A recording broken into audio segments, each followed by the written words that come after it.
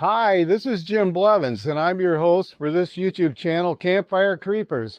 And if you ever had hopes or thoughts of bringing the family down for a little gold panning on Lake Michigan, you might be in for a real shocker.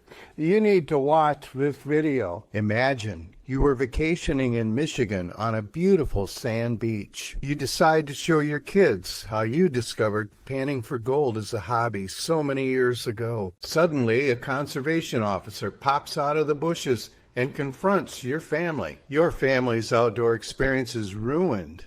And now you face a major fine. Is this the future of hobby gold panning in Michigan? I am a lifelong resident of Michigan and an ardent supporter and defender of our Great Lakes.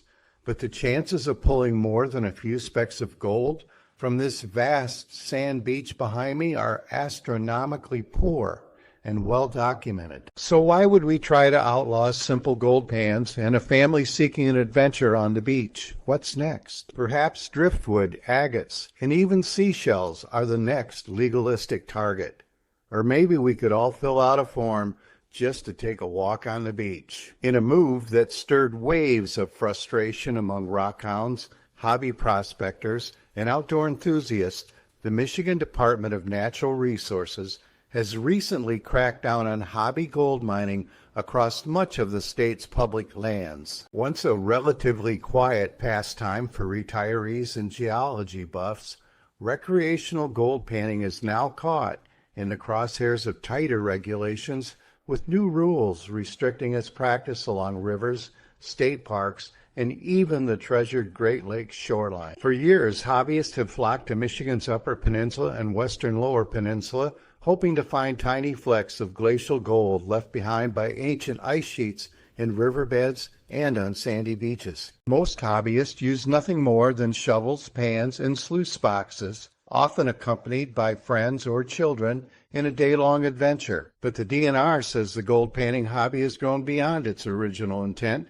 and threatens to grow larger unless regulations are put in place. We've seen an increase in mechanized dredging, large sluices, and disruption to sensitive habitats, said a DNR spokesperson. This isn't just about someone swishing a pan in the water. Some of these activities are causing erosion, harming fish spawning grounds, and violating conservation efforts. A revised set of DNR guidelines, quietly updated in late 2024, now limits hobby gold prospecting to very specific zones and completely bans it in protected areas such as state parks and the shoreline of any of the Great Lakes. Violators face steep consequences. In the spring of 2025, several individuals were cited for illegal mining activity near the mouth of the Two-Hearted River, a remote but popular gold panning spot in the Upper Peninsula. We had reports of someone setting up a small gas-powered pump and using tarps to divert water, said a conservation officer close to the case. That's not recreational, that's mining, and it's illegal. Fines can range from $150 for the first time unauthorized digging on state land to over $1,000 and possible confiscation of equipment for those who bring in pumps, backhoes, or other machines. Repeat offenders may be charged with resource damage under Michigan's Natural Resources and Environmental Protection Act. People think it's harmless, but when you disturb the riverbank or leave behind sediment plumes, it can have real consequences, said the officer. Not everyone agrees with the state's approach. This is classic overreach, said Ron, a hobby miner from Grand Rapids who has been gold panning in Michigan rivers for over 20 years. I use a pan and a shovel, no motor, no damage. I pack everything out, even trash I didn't bring. Now, I can't even dip my pan in the water without wondering if I'm breaking the law. Many in the hobbyist community claim the DNR has failed to clearly define which rivers are still legal for panning and have made it difficult for newcomers to understand what.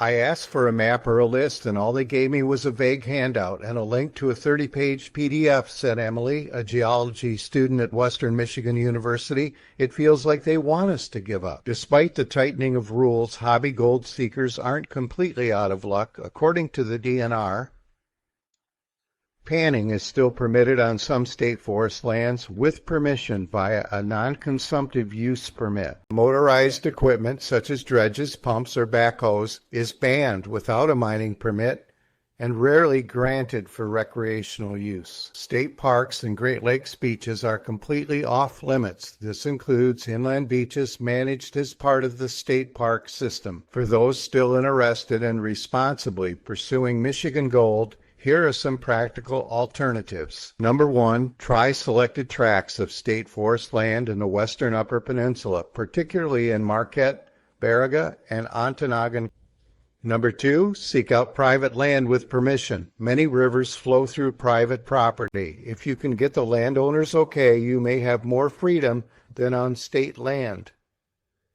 Number 3, stick to hand tools. A simple gold pan, classifier, and shovel are usually within legal limits, as long as you make sure you're in a zone that allows it. It's not about getting rich, said one Michigan enthusiast.